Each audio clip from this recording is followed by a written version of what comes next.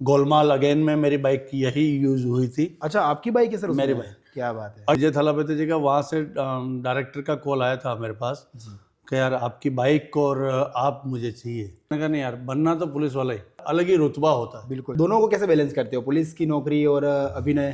तो उसी समय से मेरे दिमाग में बैठ गया, मैंने कहा नहीं, कंप्रोमाइज हमारा तमिलनाडु में हुआ। तो सर तब नागा चैतन्य जी के साथ में ओके मैं करूंगा रील एज ए लीड में एज मैं लीड में। अच्छा अच्छा राजस्थान टूरिज्म का जो मेरा ऐड है जी, वो मेरे लिए सबसे यादगार है। क्यों? आजकल क्या साइबर थाने भी खुल गए हमारे पुलिस के, तो उसमें भी अगर आप गलत पोस्ट करेंगे या गलत कमेंट्स करेंगे तो पुलिस को लेके कुछ लोगों को गलतफहमी भी होती है, तो उसके बारे में आप कुछ राय देना चाहोगे लोगों को? उसके पारिवारिक टेंशन की वजह से वो थाने में भी बैठा है या कहीं ऑफिस में बैठा, तो भी पुलिस से अच्छा रिलेशन रखना चाहिए, तो तुम्हें मैं नहीं करनी चाहिए, पुलिस भी नहीं। हेलो एवरीवन, मेरा नाम है विक्की चौधरी और आज हम स्वागत करते हैं हमारे पॉडकास्ट पर उपेंद्र व्यास जी का, जो कि एक अच्छे एक्टर तो है ही, साथ में पुलिस ऑफिसर भी है। तो चलिए जानते हैं इनके जर्नी के बारे में। नमस्ते सर। नमस्कार। कैसे हो आप सर? बस सर एकदम बढ़िया। तो सर सबसे पहले एक चीज़ पूछना चाहूँगा आपसे मैं कि आपकी मूंछों का राज क्या है? मेरी मूछें राज तो क्या है, एक्चुअली में क्या, मैंने 2005 में जी मेरे दिमाग में एक ऐसा ख्याल आया, मैंने कहा यार फेस पे ऐसी मूछें होनी चाहिए जिसमें बच्चों में खौफ भी हो और चेहरा यूँ डरावना सा लगे। जी बिल्कुल। मैंने कहा नॉर्मल चेहरे सबके होते हैं, सबके होते हैं। मैंने कहा अपना थोड़ा सा चेंज करता, तो फिर मैंने सब तरह की मूछें रखी। ओके। फ्रेंच कट दाढ़ी भी रखी, ये बिल्कुल भिंडी स्टाइल में मूछें भी रखी, कड़क वाली। फिर वो चेहरे पे सेट नहीं हुई, फिर मैंने कहा नहीं यार, फिर मैंने फिर अपन वाली मूछें रखी। जी जी। तो ये 2006 से मेरी रेगुलर चल रही है। 2006 से उसके बाद मैंने इसको कटवाई नहीं है जी जी। और इसको मेंटेन करके चल रहा हूँ। तो कैसे और maintain मूंछों से ही मेरे को पहचान है सारी। अच्छा अच्छा।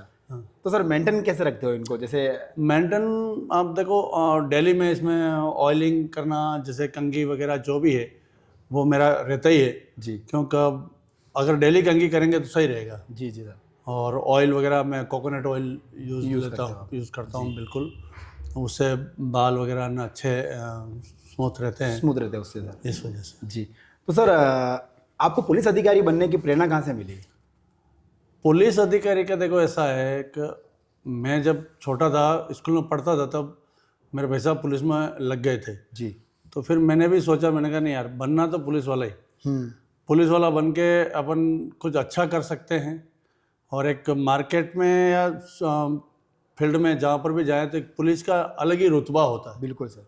आप दूसरे कर्मचारी देखेंगे या पुलिस से एक अलग से देखेंगे तो अलग से पहचान रहती है पुलिस की। जी। इसलिए फिर मैंने उसी समय सोच लिया था, जब मैं 12th में पढ़ता था, तब मैंने कहा नहीं, बढ़ना तो पुलिस। जी जी बिल्कुल सर। बाकी दूसरे डिपार्टमेंट में जाना ही नहीं है अपने को। तो सर आपको एक्टिंग में भी मैंने सुना कहीं कि बहुत ज़्यादा ही इंटरेस्ट है आपको। एक्ट। तो दोनों को कैसे बैलेंस करते हो, पुलिस की नौकरी और अभिनय? देखो, जब भी मेरे को एक्टिंग का तो ये है कि मैं जब छोटा था, शायद तीसरी चौथी पढ़ता था, अच्छा, उस समय मेरे गांव में एक शूटिंग थी धर्म संकट की। धर्म संकट जी। दारा सिंह वगैरह ने सारे आए थे, अमरीश पुरी वगैरह फिल्म थी जी। तो उस समय क्या है, मेरा एक फ्रेंड ही था, तो उसको एक छोटा सा रोल मिला जी बिल्कुल। और मुझे उस समय काट दिया। अच्छा अच्छा। तो फिर मेरे को उसी समय से मेरे दिमाग में बैठ गया, मैंने कहा नहीं, अब काम अपने को कहीं न कहीं जब भी मौका मिलेगा, जब काम करना है। तो फिर मैंने जैसे ही मुझे मौका मिला, जैसे मैं पुलिस में आया, फिर मेरा फेस वैस थोड़ा सा अच्छा दिखने लगा, फिर मैंने मूछें रख ली, जी बिल्कुल सर। चालू करी, तो फिर आने लगे कोई न कोई मेरे पास मिलने आए, कैरेक्टर वगैरह आए कि यार ये करना चाहिए आपको। तो मैंने ठीक है, तो फिर मैंने वहाँ से आपको इंटरेस्ट बनता गया। तो उससे इंटरेस्ट बनता। सबसे पहले मैंने एक रानी फ्रेंच सीरियल किया था। रानी फ्रेंच। हाँ, उसमें मैं भारत का सेनापति था। ओके। क्या तो यहाँ हमारा युद्ध हुआ, कंप्रोमाइज हमारा तमिलनाडु में हुआ। तो सर तब मूछ थी आपकी ये वाली या? हाँ, मूछ थी। तब मूछ थी। तब भी मूछ थी मेरी। जी जी बिल्कुल। तो सबसे पहला काम मेरा रानी फ्रेंच सीरियल से था। उस सीरियल का किया था। उसके बाद तो काफ़ी सारे काम मिलते गए, ऐसे कंटिन्यूटी बनती गई, एक के बाद ऐसे फिर इंटरेस्ट भी लगा था कंटिन्यू रहा आपका। तो फिर मैंने कहा नहीं, अब अपने को काम करना है जी। और पुलिस की नौकरी भी करनी है और काम भी करना, ताकि पुलिस अधिकारी भी हमारे लिए नाराज नहीं होवे और हमारा काम भी चलता रहे।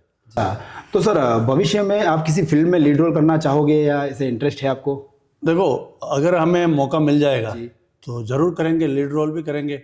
अभी हाल ही मेरा एक चल रहा है, जी। नागा चैतन्य जी के साथ में। ओके, क्या बात है। तो शायद अभी डिले हो गया बारिश की वजह से, जी जी। तो अब शायद नेक्स्ट में फरवरी या मार्च में हमारा ऐसा सीन है। अच्छा तो अच्छा, नागा चैतन्य के साथ में मैं करूँगा रील एज ए लीड में आना है। एज मैं लीड में। अच्छा अच्छा, मेरा क्या बात है। कंटिन्यूटी का भी है, उनसे एक डायरेक्टर से भी मेरी बात हो गई है, करीब करीब मेरा फाइनल ही है। ओके। और फिर देखते हैं क्या होता है, अब तो ये है आगे का। अच्छा, तो सर ऐसा कोई पल जो आपके लिए यादगार बन गया हो हमेशा के लिए, कोई शूटिंग पे आपके साथ हुआ हो या आपके पुलिस की जॉब में ऐसा कुछ हुआ हो सर? देखो, शूटिंग में तो मेरे जो राजस्थान टूरिज्म का जो मेरा ऐड है जी, मैंने वो भी मेरे देखा। लिए सबसे यादगार है, क्योंकि मेरे काफी को अच्छा बना। ज़्यादा जो पॉपुलैरिटी मिली है बिल्कुल सर। वो मुझे उस राजस्थान टूरिज्म से मिली है। अच्छा, उस एड से वो मिली आपको। उस ऐड से ही मिली है, क्योंकि वो मेरी बाइक और मैं, जैसे मेरा फास्ट लुक है, मेरी लंबी सी बाइक जो 3 पहियों वाली है, वो इस हिसाब से मुझे वो उसमें लीड का काम मिला था, तो वो लीड रोल किया था मैंने, तो उसमें मेरा को अच्छा मिला। अच्छा वो मेरा सबसे यादगार, जिंदगी का सबसे यादगार दिन वही मेरा सबसे बेस्ट था। आपके लिए। तो सर वो जो उसमें जो बाइक की बुलेट दिखा रखी है वो आपकी है? हाँ, वो बाइक मेरी है। अच्छा, मैंने ही बना रखी है। एक्चुअली में क्या है, जब मैं स्कूल पढ़ता था तब ये सारी किस्से मेरे स्कूल से जुड़े हुए ज़्यादा है। अच्छा, उस समय क्या हुआ, साइकिलों को मैं एक दूसरे की तरफ जोड़ करके चलाता था, दोस्तों दोस्तों मिल करके। तो उस समय से मुझे मैंने कहा जब भी अपने पास पैसे होंगे तो अपन गाड़ी ला करके उसमें ये बड़ा मॉडिफाई करा करेंगे। देंगे। तो मॉडिफाई करा के फिर मैंने बुलेट तैयार करी। अच्छा तो अच्छा, उस बुलेट को देख के टूरिज्म का भी मेरे पास ऑफर आया। अच्छा, मैंने किया, मैंने कहा ठीक है, मैंने कहा आपसे किसी से चलेगी तो है नहीं, चलेगी चलानी मुझे, नहीं नहीं सर आप ही चाहिए हमें, तो चलाने वाले भी आप ही चाहिए, इसलिए फिर वो काम मेरे लिए सबसे बढ़िया था। सबसे बढ़िया था आपका। तो सर आपको लगता है कि सोशल मीडिया से कभी आपको आपकी जो प्रोफाइल है और भी मजबूत बनी हो आपकी? हाँ देखो, सोशल मीडिया एक अगर आप पॉजिटिवली ले लेंगे जी। तो उसके लिए बढ़िया है। ओके। जैसे आप सोशल मीडिया पे किसी प्रकार के गलत कमेंट्स वगैरह है, या किसी को कमेंट्स करना है, कोई वीडियो आप उसकी सच्चाई नहीं जानते हैं, उसको वायरल कर दिया तो आपके लिए नुकसानदायक। बाकी आप सोशल मीडिया पे आप अच्छे से वीडियो बनाओ, कोई देश के लिए कोई ऐसी अच्छी चीजें बना रहे हो तो कहीं अच्छी नहीं चीज़ें बना रहे हो तो कोई दिक्कत नहीं है। हाँ। और सोशल मीडिया आज के युग में सोशल मीडिया बहुत ज़रूरी है। बहुत ज़रूरी है। हर चीज़ की कनेक्टिविटी, हर चीज़ के देखने का, कहीं पर भी जाने का, इसलिए सोशल मीडिया बढ़िया है। हाँ, अच्छा, आज हम बैठे हैं तो वो भी कहीं ना कहीं सोशल मीडिया से जुड़ा हुआ है। सोशल मीडिया से जुड़ा हुआ है, तो इसलिए सोशल मीडिया बहुत ज़रूरी है। जरूरी जी। आज की युवा पीढ़ी के लिए तो बहुत ज़रूरी है, पर बस उसमें यही है जी। कि वो लोग अच्छे से उसको यूज़ ले, जो काम की चीज़ है उससे ग्रहण करें। बिल्कुल बिल्कुल सर। ये तो सर आप आज की पीढ़ी को, युवा पीढ़ी जो है, उनको कुछ संदेश देना चाहेंगे? हाँ देखो, नई युवा पीढ़ी का लिए यही है कि वो बस सोशल मीडिया पे जो भी प्लेटफॉर्म मिला है उनको, सोशल मीडिया से मार्फत भी जी। तो उसको भी अच्छे से करना चाहिए, उनको अच्छी अच्छी चीज़ें करनी चाहिए। यूँ नहीं कि आप गलत चीज़ें उसमें पोस्ट करें। हाँ आजकल क्या साइबर थाने भी खुल गए हमारे पुलिस के, तो उसमें भी अगर आप गलत पोस्ट करेंगे या गलत कमेंट्स करेंगे तो किसी प्रकार के मुकदमे वगैरह, तो उससे बचने के लिए सबसे बेस्ट है कि आप अच्छे काम करो, सोशल मीडिया चलाओ, और आज की युवा पीढ़ी करे सोशल मीडिया पे अच्छी अच्छी चीज़ें रिसर्च करे, उस पर डाले कि भाई मैंने ये किया है, मैंने ये किया, वो डाले तो सब लोगों को जानकारी, अच्छी जानकारी, अच्छी जानकारी पहुंचती है उसके माध्यम से। ये तो सोशल मीडिया यूज लेना चाहिए और अच्छे काम के लिए करना अच्छे काम के लिए यूज करो उसको। जी भाई। ये पुलिस को लेके कुछ लोगों को गलतफहमी भी होती है, तो उसके बारे में आप कुछ राय देना चाहोगे लोगों को? देखो, पुलिस के कोई गलत काम करेगा जी तो उसके लिए गलत राय हो सकती है। जी जी। जो अच्छा काम करेगा उसके लिए तो कोई है ही नहीं है। और अच्छा, पुलिस के लिए पहले कहते थे पुलिस से दोस्ती खराब है, दुश्मनी खराब है, यही बात है। तो वैसा कुछ नहीं है। पुलिस से दोस्ती आप रखो, अच्छे काम के लिए रखो ना। आपको पुलिस से कोई हेल्प चाहिए वो लीजिए आप, कोई दिक्कत। पुलिस आपको कभी आनाकानी नहीं करेगी, और पुलिस हमेशा आपके सपोर्ट के लिए ही है, आपकी सुविधाओं के लिए ही है। पुलिस आपकी सेवा के लिए हमेशा तत्पर है। पुलिस का काम ही आपकी सेवा करना है। भाई आपको अगर कोई आप कंप्लेंट लेके आए हो, आपका कोई काम है पुलिस से रिलेटेड है या कोई और भी कोई काम है, तो पुलिस आराम से निभा पाती है। बिल्कुल। इसलिए आज की युवा पीढ़ी को भी डरना भी नहीं चाहिए। ये है कि कहीं आप पुलिस से अगर अच्छा बोलेंगे तो आपको अच्छा रेस्पॉन्स मिलेगा। जी बिल्कुल। आप पहले ही जाते ही अगर पुलिस से गाली गलौज करेंगे तो फिर पुलिस भी, तो वो भी एक इंसान ही है, वो भी इंसान पुलिस भी इंसान है, सामने वाला भी इंसान है, इंसान तो कहीं कहीं होते हैं मैनेज करना। तो पुलिस में भी कुछ एक लोग होते हैं ऐसे जो नेगेटिविटी के होते हैं, पर 100% तो नहीं कह सकता।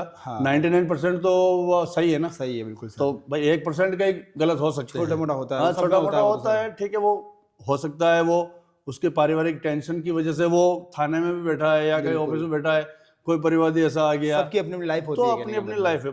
क्यों पुलिस की भी यूं नहीं है कि वो पुलिस है तो भगवान बन गया, भगवान बन गया, सही बात। पुलिस है तो वो है तो वही इंसान ही ना। बिल्कुल बिल्कुल। तो वो है तो आदमी की तरह ही, वही उसी हिसाब से कुल behave- मिला के यही है कि सबको अपने अपने नजरिए से देखना चाहिए, यूं सबको नहीं, अपने अपने हाँ, ऐसा नजरिए नहीं से है कि देख, भाई पुलिस है तो वो खराब है, हाँ ऐसा नहीं होता है।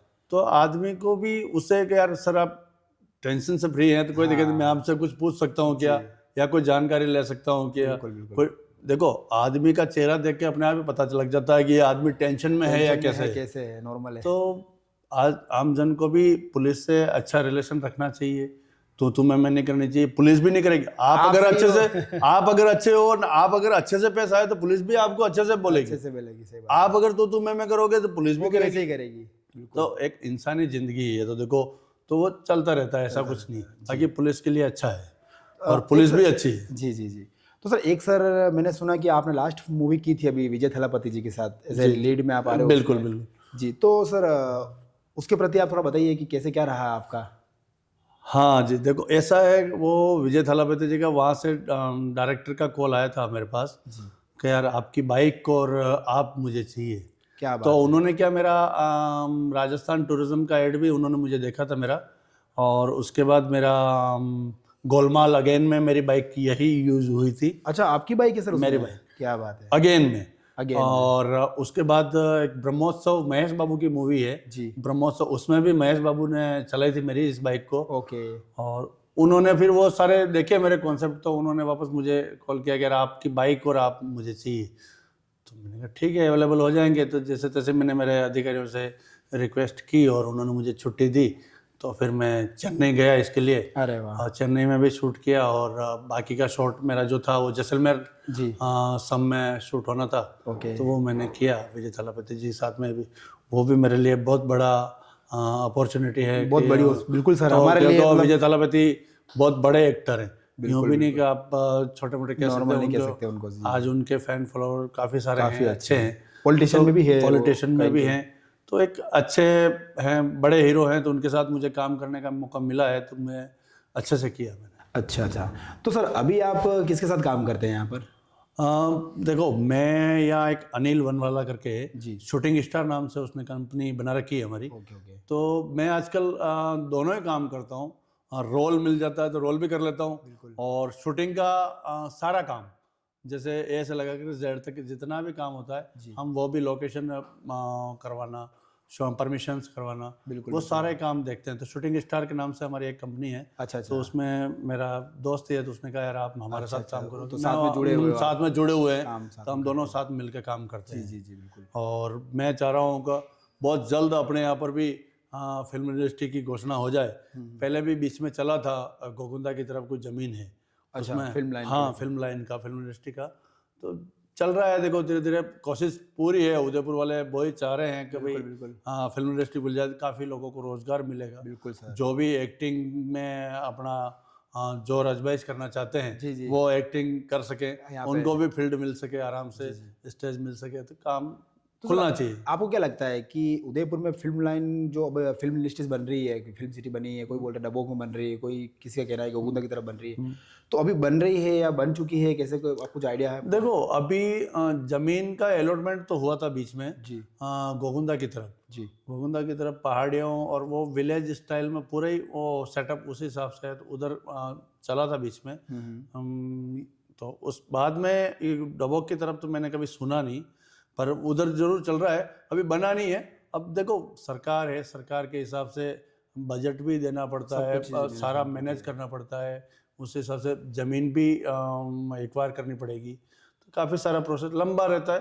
हाँ ये है कि आने वाले 5-7 साल में या 10 साल में जैसे भी तो ज़रूर बनेगी, ये मेरी कामना है। बिल्कुल बननी भी चाहिए, लोगों को रोज़गार भी मिलना चाहिए, इससे काफ़ी सारा रोज़गार मिलता है। आज छोटा से छोटा कोई काम होता है तो किसी न किसी को रोजगार तो मिल रहा है, तो मिलता ही है बस। तो शूटिंग तो सर कहते हैं कि काफी सालों से चलती हुई आ रही है, अपन पुरानी हाँ काफी सारी फिल्में उदयपुर में शूटिंग हुई है। जी जी। इसलिए यहाँ के लोग भी काफ़ी इंटरेस्टेड जी। हैं। शूट पहले तो शूटिंग देखने भी खूब सारे आते थे, अब तो खैर नहीं आते हैं, पर वहाँ इंटरेस्ट सारे रखते हैं। नई नई युवा पीढ़ी भी काफ़ी सारा इंटरेस्ट रखती है और करते हैं काम, और अच्छा काम करते हैं। हम देखते हैं कभी कभार कास्टिंग में वगैरह, जो एक्टिंग में लीड में जो हम बुलाते हैं उन लोगों को, तो वो अच्छा रोल निभाते हैं। काफ़ी सारे हमारे यहाँ थिएटर आर्टिस्ट भी हैं, वो भी काम करते हैं, काफ़ी अच्छा काम करते हैं।